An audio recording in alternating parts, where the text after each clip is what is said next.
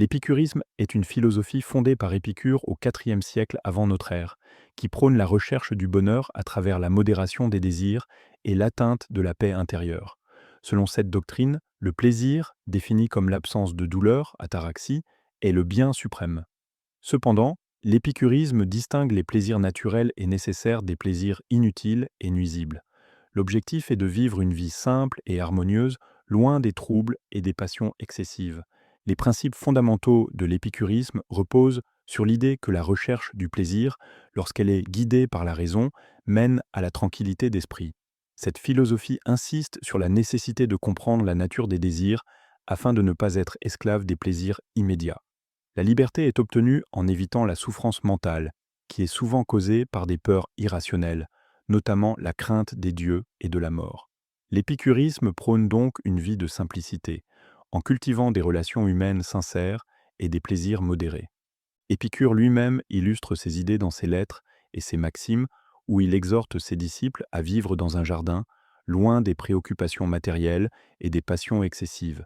Par exemple, il encourage à privilégier la compagnie des amis et la recherche de plaisirs intellectuels tels que la philosophie qui permettent d'atteindre la tranquillité d'esprit.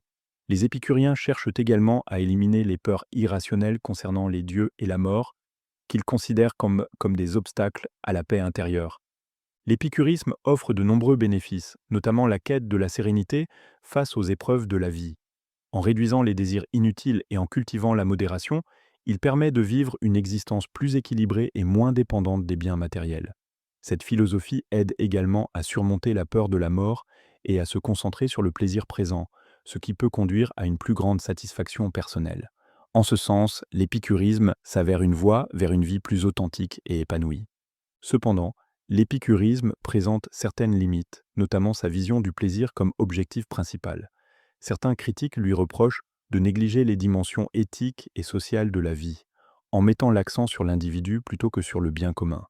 De plus, l'idée selon laquelle la réduction des désirs mène à une vie heureuse peut sembler réductrice, car elle sous-estime l'importance des aspirations et des passions humaines. Enfin, certains estiment que cette quête de tranquillité d'esprit est difficile à atteindre dans un monde souvent marqué par l'agitation et les conflits.